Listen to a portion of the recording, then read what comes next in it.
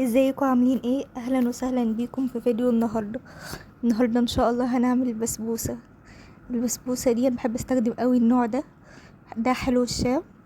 البسبوسه بتاعته بتطلع حلوه قوي ما شاء الله عليها. دلوقتي انا عندي كيس بسبوسه ومعايا علبتين زبادي، وهاخد معلقه من كيك شيف او بيكنج باودر. انا دايما بستخدم بيكنج باودر، بس حاليا انا عندي كيك شيف هاخد منه معلقه. كنت اول مره اجربها وطلع معايا كيكه تحفه. ودي حوالي 3 معالق سمنه، وهنا الصينيه دهنها وسايباها جاهزه عشان نبدا شغل على طول. اوكي، السمنه مش سايحه، السمنه من العلبه، بس هي عشان الجو حر فمعايا سايحه شويه. ودي حطيت معلقه من الكيك شيف، بوريكم المعلقه الصغيره دي بتاعه السكر، هي دي واخده منها معلقه من كيك شيف. وبخلط الخليط كويس قوي كله مع بعض. بس كده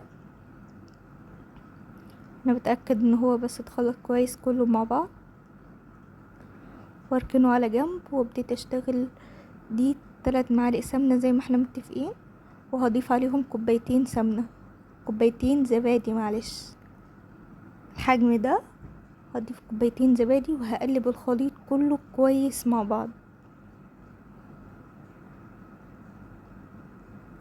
زي كده. قلبته كله كويس مع بعض، لسه بقلب فيه هو يبقى كله خليط واحد.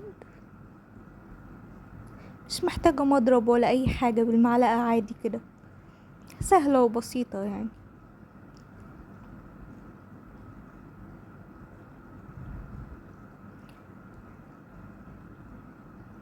بس دلوقتي بضيف بقى السميد بتاع البسبوسة.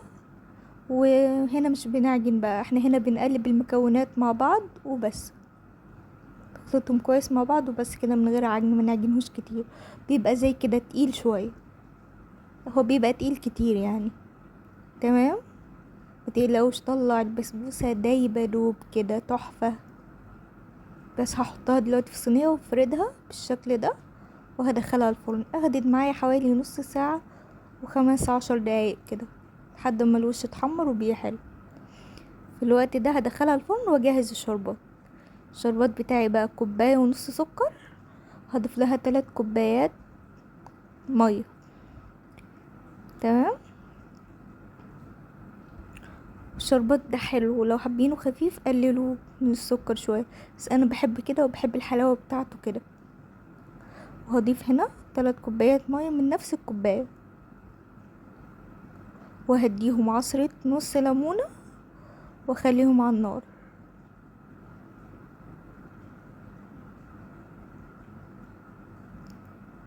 وادي الكوباية التالتة، وبس كده هرفعه على النار دلوقتي. قبل ما ارفعه صح هضيف عليه عصير نص ليمونة.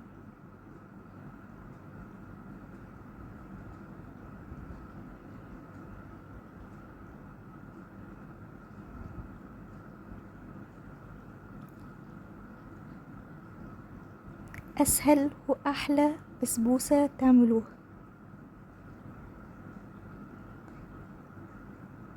ده الشربات بعد ما جاهز هحطله كيس فانيليا، اي نوع فانيليا انتوا بتحبوه، وهحطله مكعب زبدة. بجد الخطوة دي حلوة قوي، ولو حابين تستثنوها عادي تستثنوها يعني براحتكم عادي، دي تعدوها قصدي يعني. دي البسبوسة على فكرة هي اتحمرت اكتر من كده وكان شكلها تحفة، بس مش باين في الكاميرا. هضيف عليها البسبوسة عندي سخنة والشربات عندي سخن، هضيفهم هما الاتنين على بعض. وما تقلقوش البسبوسة هتشرب كل الشربات، هتبقى تحفة. هضيف الكمية كلها عشان تبقى البسبوسة دايبة معايا كده. شايفين الشربات ده كله؟ هغطيها والبسبوسة هتشربه كله. اهم حاجة في اي بسبوسة تعمليها بعد ما تسقيها تغطيها عشان تبقى طرية معاكي. وهنا دلوقتي بقى هزينها بحبة جوز هند، زينيها بالحاجة اللي انت حباها، بس انا بحب جوز الهند مع البسبوسة خالص. وبكده نبقى وصلنا لنهاية الفيديو. لو عجبكم الفيديو ما تنسوش اللايك والشير والاشتراك في القناة، ونتقابل فيديو جديد ان شاء الله. مع السلامة.